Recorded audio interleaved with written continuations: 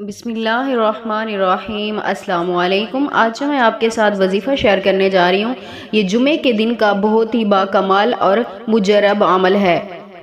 آج ماہ رمضان کا دوسرا جمعے کا دن ہے، یعنی جمعہ کا دن بہت ہی عظمتوں اور برکتوں والا دن ہوتا ہے۔ اس دن میں اللہ پاک ہر انسان کی دعا کو قبول و منظور فرماتے ہیں۔ اگر آپ بے اولاد ہیں تو اولاد کے لیے بھی آپ دعا کر سکتے ہیں یہ وظیفہ کر کے، جو آج میں آپ کو وظیفہ بتانے جا رہی ہوں۔ اس وظیفے کو کر کے آپ جس حاجت کے لیے بھی دعا مانگیں گے، اللہ پاک آپ کی دعا کو ضرور قبول و منظور فرمائیں گے۔ اور میری ایک بات اور یاد رکھنا کہ جب بھی آپ دعا مانگیں، دعا سے پہلے درود پاک لازمی پڑھ لیا کریں، کیونکہ درود پاک کو اللہ پاک قبول فرماتے ہیں، تو اس کے ساتھ انشاءاللہ تعالی اللہ پاک آپ کی دعا کو بھی ضرور قبول و منظور فرمائیں گے۔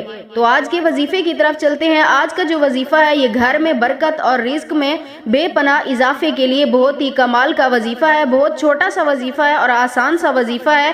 اگر آپ وظیفہ بتانے سے پہلے میری آپ سے گزارش ہے، اگر آپ میرے چینل پر نیو آئے ہیں تو چینل کو سبسکرائب ضرور کیجیے گا، اور اگر آپ یہ وظیفہ کرنا چاہتے ہیں تو اجازت کے لیے کمنٹس میں اپنا پورا نام لکھ دیجیے گا۔ تو آج کے وظیفے کی طرف چلتے ہیں۔ یہ وظیفہ آپ نے آج نماز جمعہ کے بعد کرنا ہے، یعنی جب آپ جمعہ کی نماز ادا کریں، مسجد میں بھی بیٹھ کے آپ یہ عمل کر سکتے ہیں۔ اگر عورت کر رہی ہے تو گھر میں بیٹھ کے کر سکتی ہے، اگر مرد بھی گھر میں کرنا چاہیں تو کر سکتے ہیں۔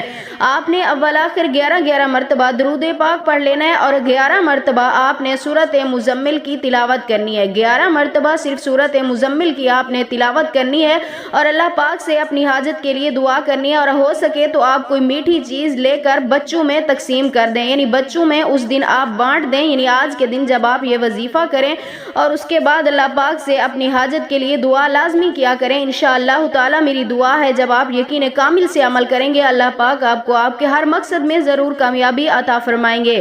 اگر میری آج کی ویڈیو آپ کو اچھی لگی ہے تو میری ویڈیو کو لائک کریں، شیئر کریں، اور میرے چینل کو سبسکرائب ضرور کیجیے گا۔ پھر ملیں گے ایسی کسی اچھی ویڈیو کے ساتھ، تب تک کے لیے اپنا خیال رکھیں، ہمیں دعاؤں میں ضرور یاد رکھیے گا۔ اللہ حافظ۔